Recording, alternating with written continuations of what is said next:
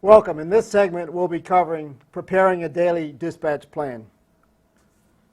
The objective of this segment is to give you the basis of the tools and the analysis so that when you go into the simulation, you'll be able to accomplish these objectives. You'll be able to anticipate from the daily load forecast and sales what your demand is. You'll be able to actually dispatch a pump storage unit. In this case, it will be the Baker unit. You will use that unit to fill the valley of the load at night, and you'll be able to shave the peak of the load during the daytime. You'll also be able to dispatch the Amos hydro unit to also assist with shaving the load peak. You'll also dispatch the Loca nuclear unit at 1200 megawatts, and then you will set the overall steam profile to minimize the short-term cycling of those steam units. And then you'll run the actual economic dispatch and AGC program, and it will calculate for you the most economic profile of each of your steam units. And then you will actually verify that those steam units are within their minimum and maximum loads and that you have reasonable ramping capability. At the conclusion, we'll describe the impact in wind and solar with their intermittent profiles on future generation dispatches.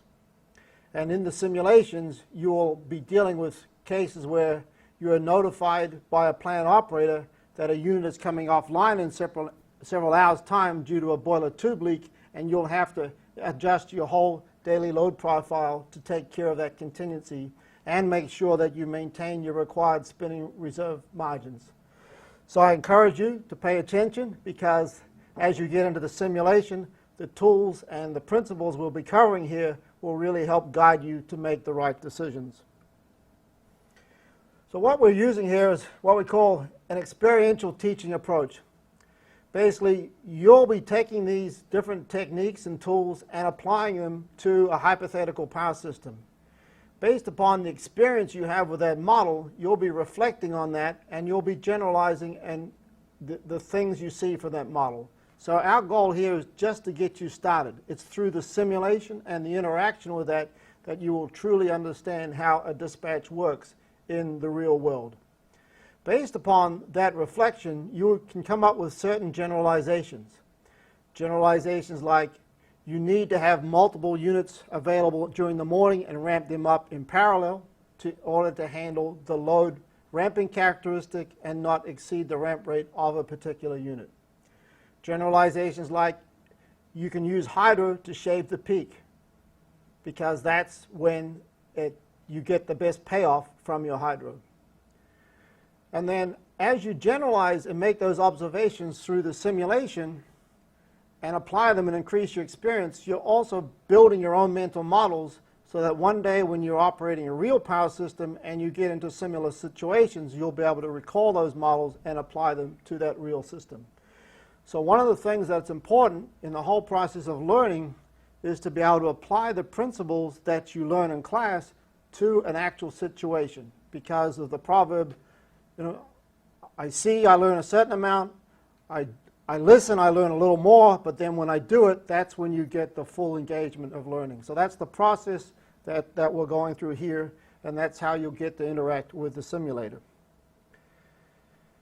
So we don't use a lot of mathematical formula in this approach. We teach the principles and the concepts, and then we'll get you moving with a base set of simulations. Now, as we've gone through this process, we've noted that there are a lot of new trends occurring in the marketplace. We're seeing lower natural gas prices. We're seeing intermittent wind generation. We're seeing combined cycle units being really effective. And we've also discussed the fact that there will be energy imbalance markets which allow small balancing operators to basically run their intermittent generation and take advantage of the reserve resources in a full interconnection. So what we're doing is we're providing you with the tools to get started with a very basic approach, but the software itself is very extensible and it can be easily extended over time to address these new trends. So what drives your overall demand forecast? Well, basically, it's your forecast of your customer load, and then you have to add on to that any exports which you're making to your neighbors. In this case, we have a straight 400 megawatts. or you would take off of that any imports you had from your neighbors. And then it's your pumping load. So in this case, we're filling the reservoirs for breaker during the early hours of the morning and the wee hours of the evening. And you sum those together, your customer load, your export, your pumping load, and you get your overall net demand forecast. And this is following your typical load profile. A summer condition, we're building up during the temperatures during the day. Things are cooling slightly off past noon, and then we have our evening peak with all the activity in the homes. Now, a good colleague of mine, Gene Tidwell, who was a balancing and system operator at Tennessee Valley Authority for many years, gave me a very good analogy with the tortoise in here. The tortoise units, they're the slower units, but they run consistently for longer periods of time. These are like your nuclear units and your coal-fired steam units. The hare are the units that can come up more quickly, and typically you don't run them for such long periods of time. Now, this is changing somewhat with the lower prices of gas, but in general, this has been a really good analogy. So the thing about the thermal units is that once you get them going in a certain direction, you really don't want to be stopping them or, even worse, reversing them. So as a balancing operator, you have to request that the power plant operator take the unit possibly from minimum load to almost maximum load during the morning. That's one option. In that case, you would be leaving the unit under his control. Another option is you ask the power plant operator to bring that unit up manually to the minimum load, and then you're saying, Joe, I would like to put that unit on automatic generation control, and the centralized dispatch will move it on up. And clearly you need to have the trust from the plant operator that even though it's on remote computer control, you will smoothly move that unit up to follow the load. One thing to take into account is that the plant operator needs to have your projection ahead of time. It can take 15 minutes or so to bring on another coal pulverizer, which has to happen at discrete levels of the unit output. Each steam generator on your system is different. Each operator, depending upon their experience, may be more or less agreeable and more comfortable to take on moving their unit at different ramp rates. If, for example, like on the TVA system, which is a very large system with a combination of both thermal and nuclear and hydro units, you may have 10 units all moving up together. So you really need to watch out that you don't overgenerate. The last thing that power plant operator wants to hear from you as you've had them move up 300 megawatts is to say, sorry, Joe, I now need you to back down 100. You may get away with that once or twice, but over a period of time, your reputation won't be good if that's a recurring theme. So the morning load pickup is the most critical time for the balancing operator in the past. The intermittent variation of wind is changing that, but traditionally that's been the most challenging time. And especially on Monday mornings when you're coming from a very low load on Sunday night and you're having to bring that up for the weekday activity on Monday, you can have a very large ramp rate, and you can also have the situation where some units have been down over the weekend, so they have the whole issue of coming up from cold start, which can create additional problems. The daily load peak is another obviously challenging time. You have to make sure that you have sufficient reserves available to suffer the loss of your major single contingency, or your most severe single contingency. So that means taking the unit on your system that has the maximum generating output and being able to recover from that within 15 minutes if that unit should be lost. And then even in the evening, you can have the ramping down with a load drop-off. You've got to make sure you can ramp down fast enough. And then in the wee hours of the morning, when you're at minimum load, you have to make sure that your steam units can come on down and actually be at a low enough level. Otherwise, you could be over-generating and incurring penalties with your CPS1 criteria, which is your AGC. So let's look at some of the specifics of how we can prepare you for running a daily dispatch on the PALCO system. The Power and Light system has a variety of generating resources. We've got the Amos unit, which has a small reservoir located here, and it's a 200 megawatt unit. So it has enough reservoir capability there where even during the summer you don't have to run it just as a run of river where you're following the flow of the stream. You have the ability through that reservoir to build up enough storage so that you can run it as a peaker during the day and then run it at zero output during the evening when the cost of power is less. We have the Baker pump storage unit. That's a 70 megawatt unit, and it has enough 10 hours of storage. So basically during the night you can pump 70 megawatt hours up, and then during the day you can produce 70 megawatt hours. The Loca unit is the nuclear, situated right here, and that's 1200 megawatts. The Farley, Crawford, Doyle, Homer are coal-fired units served from various mines located a mine mouth line at Farley and then a remote mine at Poole. The Grange unit is a combined cycle unit, and it has a maximum of 400 megawatts, and it's served by a liquefied natural gas terminal at Jenkin. And then the Uxbridge unit is your combustion turbine, and that is 80 megawatts fed by the gas field at Richter. So you will have to take those resources and, depending upon what is available, develop the best profile for sharing energy between them.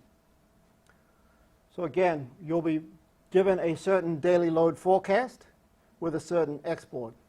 You may have to cut the export at certain times. You're able to actually cut that back by 100 megawatts if you have to. Knowing what exports are interruptible is really important. Knowing what emergency imports you have is also important, and then in the real world you may have some interruptible load where you're actually compensating those customers and you can cut back that load if needed. So, the nuclear units are clearly very complicated to operate, but from a dispatch point of view, very straightforward. Basically run them at full output when they're available. And in the US, we typically don't regulate those units, and they literally just run at a continuous output level, 24/7. The pumped hydro unit, which is at Baker, basically you will schedule its pumping load during the evening, which will add to your overall load curve. You have to account for the fact that there's a loss. The effective efficiency is around 60%. There's clearly a loss from the pumping. In other words, the electrical energy that you put into the pump has some losses in terms of the energy. For every megawatt hour that you put into the pump, you only elevate a certain amount of water, and that's less than the energy you put in. There's evaporation. Once the water is in the reservoir, a certain amount is evaporating into the air. You don't get that back. And then when you turn around and generate, there's a loss as well. So there's a rule of thumb then that if you are buying at $18 a megawatt hour with a 60% efficiency, you would divide the 18 by 0.6 and you would get 30. So if you can buy at 18, then you need to know that you can sell at 30 to get compensation for your losses in that whole process. Now the capacity is 70 megawatt hours, so literally you can you've got the ability in the reservoir to generate that amount of energy during the nighttime, and you're taking the elevation of that reservoir from its minimum level to its maximum level without violating those constraints. And then of course with that pumping generation, you're going to turn around and use it during the day. Realizing, of course, that if you pumped for 10 hours at 70 megawatt hours during the evening, you could only generate for 6 hours at 70 megawatt hours during the day, accounting for your efficiency. The Amos unit is a 200 megawatt hydro unit. It has a Kaplan turbine. It really runs in two very different modes. In the spring, we have an excess of water, and we're actually the possibility of spilling. So in the spring, we like to run it 24 hours a day to avoid spilling. If we're spilling, we're literally wasting energy. So the mental model you have in the springtime, it's like a base load unit, and we really don't want to carry any regulating margin on that because that would be wasted energy. In the summer, it's very different. In the summer, we only have enough flow in the river to handle and run the unit on the average at 40% capacity factor. In other words, we're either running the unit 24 hours a day at 40% output, or we're running the unit at 4 out of 40% of 24 hours, which is about 10 hours a day at full output. And so what we do during the summer is we treat the value of the water as a very high value, and we use it to shave the peak. We're saying that to the extent we can use hydro to shave the peak and displace our energy at a time when the energy will be of highest cost, that is the most optimal approach. And we also use the hydro unit as a way, because it's got the ability to follow load very quickly, we use it to smooth out the profile for steam generation, and if necessary, that's a good time to use it for regulating margin. So this shows the example that we've got the overall daily load profile here, and what happens is we get a little dip between in the evening, and then it comes back up. So that dip gets exaggerated. For Amos, we're really trying to smooth this curve out as much as possible. So in this case, we're literally bringing it up in the morning from 8 to full load, running it flat out, and then bringing it down to follow the noon dip, and then bringing it up again for the peak in the evening.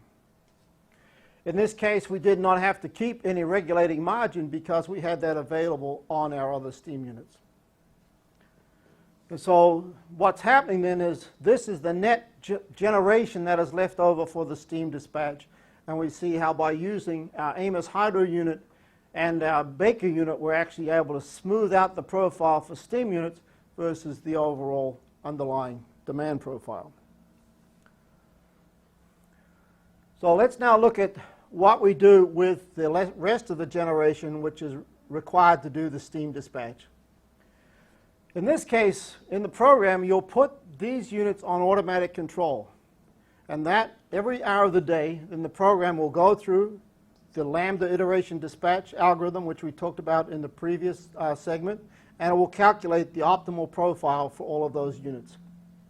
So we see here that as the load is picking up, the program is loading up those units in parallel, basically following the analogy of running all those units at the equal lambda dispatch. So that's why they're coming on up in turn. Homer is one of the most expensive units, so we're seeing it's flat at the minimum load during the evening, and then finally it starts picking up due to the lambda dispatch. We see the effect of Amos being used for peaking during the day as well as Baker. Now, you need to be very cognizant of your operating limits, both your minimum limit and your maximum limit.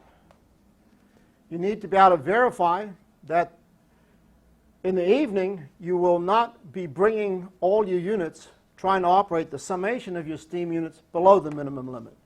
So here we see if we sum up the minimum limits, they total to 2,000 megawatts. And we notice that in the early morning, our minimum is actually 2,500. So we literally have a margin of 500 megawatts between where we want the units to be and the minimum level. If this was to drop, you'd have to take some pretty significant action at that point. You'd have to figure out how to sell some power really cheaply. Would probably be the best thing you'd have to do. And in the worst case, in addition to giving it away, you may even pay somebody to take it. The other important limit, of course, is the maximum limit. We see that all those units can get to a total of 4,400 megawatts, and we can verify that at the peak time, we're at about 3,800 megawatts, and so we have about 600 megawatts of reserve from our steam units.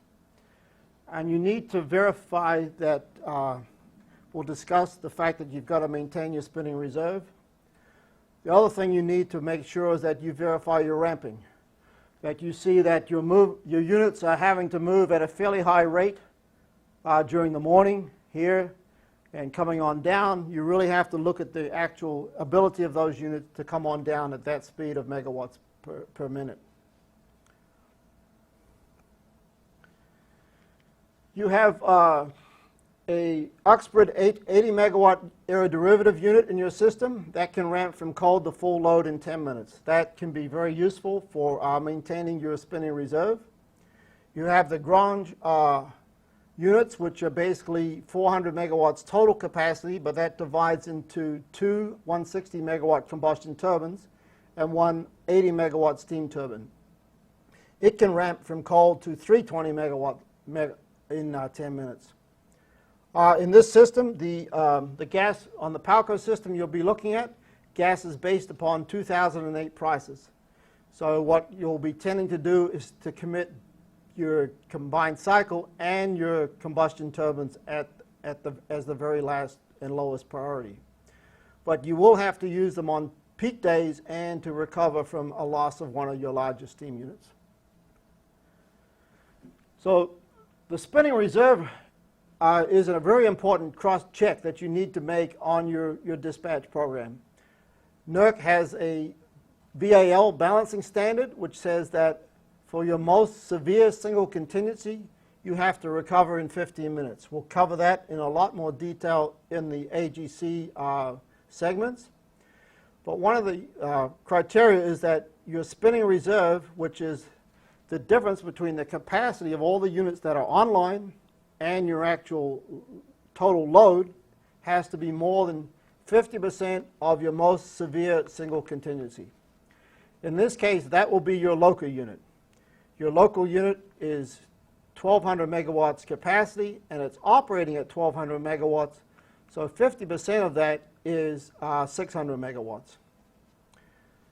So your fast start units will be available. You need to know what, in this case, you will not have any interruptible load. You will be able to curtail your sale to the external system by 100 megawatts if needed. You need to be able to track are there any possible schedules that you can bring in for emergency imports. And as a last resort, you could reduce the size of your most severe single contingency by actually bringing the local unit down. If the local unit was running at 1,000 megawatts, then 50% of that would be 500 megawatts. But of course, that is not a solution that will be all regarded favorably by management. You have to really use your judgment to make sure you use all the most economic resources to the best you can and meet the NERC reliability criteria.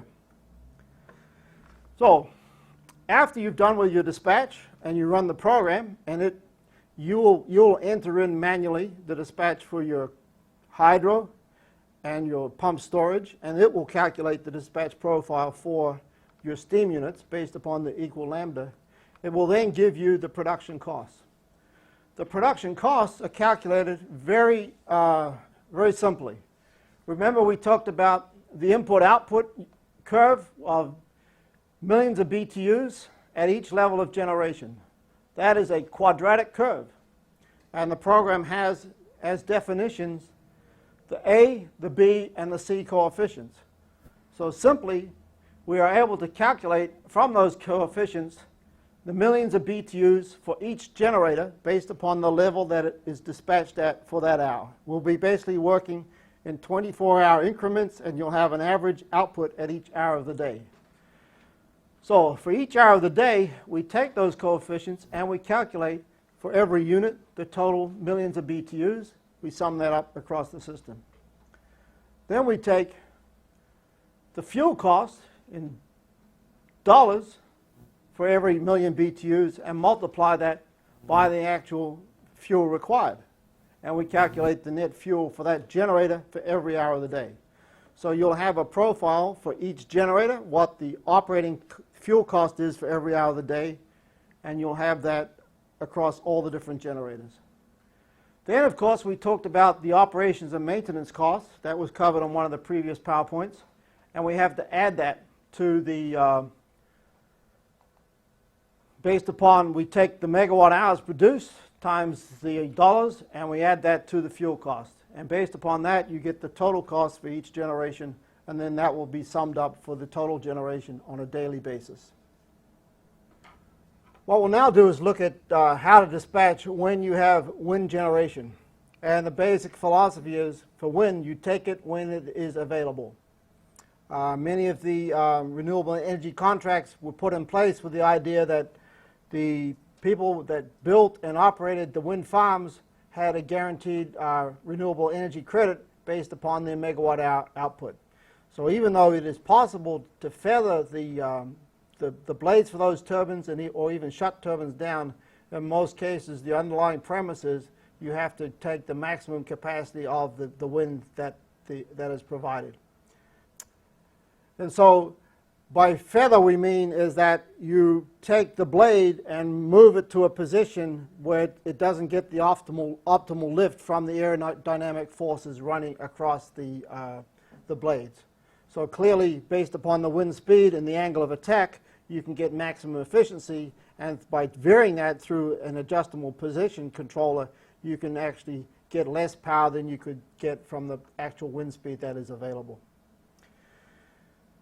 So if we look at the profile of the wind generation for an area in California, for 30 different days in the month, we just see extreme variations from a very consistent windy day right throughout the day to days where there was hardly any wind at all. And you might ask, well, how do we run a system with this amount of variability?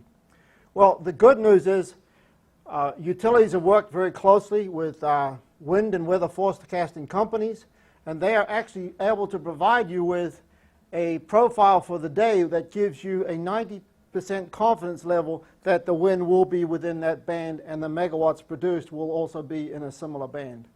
There may be certain parts of the day, for example, maybe in the early morning, where there can be a large range of possible turbine outputs based upon the changing weather patterns. But generally throughout the day, they can give you a pretty good confidence level where there's a much narrower profile than the variation that is shown by these typical daily curves.